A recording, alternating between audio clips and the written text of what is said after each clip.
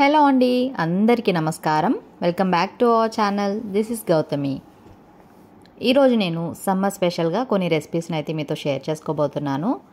So summer start అయింది కాబట్టి చాలామందికి ఫుడ్ అనేది తినబుద్ధి అవ్వదు. ఎక్కువగా లిక్విడ్స్ని ప్రిఫర్ చేస్తూ ఉంటారు చాలామంది కూడా. సో బ్యాచిలర్స్ కూడా యూజ్ అయ్యే రెసిపీస్ని మీతో షేర్ చేసుకోబోతున్నాను ఈరోజు. ముందుగా అయితే మార్నింగ్ బ్రేక్ఫాస్ట్ కోసం చపాతీ అయితే చేస్తున్నానండి. సో మార్నింగే చపాతీ ఏంటి అని అనుకుంటున్నారా? యాక్చువల్గా ధృతి కోసం అని ఈరోజు మార్నింగ్ చపాతీ అయితే చేస్తున్నాను. అండ్ చపాతీకి కాంబినేషన్గా బెండకాయ ఫ్రై చేస్తున్నాను. సో బెండకాయ ఫ్రై మనకి చపాతీలోకి బాగుంటుంది అండ్ లంచ్లోకి కూడా బాగుంటుంది కాబట్టి రెండు ఒకేసారి ప్రిపేర్ చేసినట్టు ఉంటుంది. అండ్ ఈరోజు ఈజీ అనమాట నాకు కర్రీ చేయడము. దానికోసం ముందుగా బెండకాయ ఫ్రైని నేను ఆయిల్ లేకుండానే ఫ్రై చేశాను. సో ఆల్రెడీ ఇంతకుముందు వీడియోలో షేర్ చేశాను కదండి. ఆయిల్ వేయకుండానే 2 నిమిషాల పాటు ఫ్రై చేసుకోవడం వల్ల బెండకాయ ఫ్రై చాలా బాగా వస్తుంది. సో దాని తర్వాత ఆయిల్ని యాడ్ చేసుకోవాలి. ఒక 2 నిమిషాల పాటు ఫ్రై చేసుకున్న తర్వాత ఆయిల్ని యాడ్ చేసి పసుపు సాల్ట్ని కూడా వేసేసి లో ఫ్లేమ్లో కుక్ చేసుకుంటే బెండకాయ ఫ్రై ఈజీగా కంప్లీట్ అవుతుంది. సో ఇందులో ఇంకా జీలకర్ర అవి ఏమీ యాడ్ చేయట్లేదండి, ఇలా కూడా బాగుంటుంది. సో నెక్స్ట్ అయితే చపాతీ చేస్తున్నాను. చపాతీ ఏంటంటే ఇది ఎంత పెద్ద చపాతీ ఉంది ఏంటి అనుకుంటున్నారా? సో 2-3 చపాతీలు చేయకుండా ఈ ఒక్క చపాతీ తింటే సరిపోతుంది. అంటే మనకి బయట హోటల్స్లో అవి చేస్తూ ఉంటారు కదా, పెద్ద పెద్ద చపాతీ అలా అనమాట. సో ఇంకా ఇలా ఒక్క చపాతీ తింటే చాలు, మనకి టమ్మీ ఫుల్ అయిపోతుంది.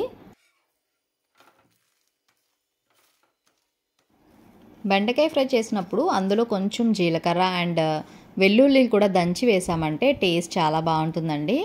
అంటే అదొక డిఫరెంట్ టేస్ట్ వస్తుంది. చాలామంది అలా చేస్తూ ఉంటారు. ఎక్కువగా మనకి నార్త్ ఇండియన్ సైడ్ ఎక్కువ అలా చేస్తూ ఉంటారు. సో ఇక్కడతో ఈ ఒక్క చపాతీ తింటే చాలన్నమాట, టమ్మీ ఫుల్ అయిపోతుంది. సో మార్నింగ్ బ్రేక్ఫాస్ట్ ఇలా కంప్లీట్ అయింది ఈరోజు. సో ధృతి కోసమని ఈరోజు మార్నింగ్ అయితే ఇలా చపాతీ చేశాను. 2-3 చపాతీస్ చేసుకునే కంటే ఇలా ఒక్క చపాతీ చేసుకొని ఫాస్ట్గా కంప్లీట్ చేసేసుకోవచ్చు బ్రేక్ఫాస్ట్ని అయితే. ఎందుకంటే దాన్ని అంత థిక్గా చేయలేదండి, కొంచెం థిన్గానే చేశాను, ఫాస్ట్గానే కుక్ అయిపోతుంది. కాకపోతే హోటల్స్లో అయితే కొంచెం థిక్గా చేస్తూ ఉంటారు. సో ఈరోజు బ్రేక్ఫాస్ట్ అయితే ఇది. అండ్ తర్వాత నేను కొన్ని బనానాస్ బాగా ముగ్గిపోయినాయి అనమాట. సో అవి తినడానికి బాగోవు, ఇలా జ్యూస్ చేస్తున్నాను దానికోసం. మరీ ముగ్గిపోయిన బనానాస్ చాలామంది ఏం చేస్తూ ఉంటారంటే పడేస్తూ ఉంటారు తినలేక. అలా కాకుండా ఇలా జ్యూసెస్ చేసేసుకుంటే కొంచెం సేపు ఫ్రిడ్జ్లో పెట్టుకొని అయినా తాగొచ్చు, లేదంటే ఇందులో ఐస్ క్యూబ్స్ని యాడ్ చేసుకోవచ్చు. సమ్మర్ కాబట్టి కొంచెం కూలింగ్ ఉంటేనే బాగుంటుంది, అట్లీస్ట్ లైట్ కూలింగ్ అయినా కూడా. ఇందులో 2 టేబుల్ స్పూన్ షుగర్, కొంచెం బాదాం అండ్ 1/2 గ్లాస్ మిల్క్ని వేసి కొంచెం వాటర్ని కూడా యాడ్ చేసుకొని మిక్సీ చేసుకోవాలి.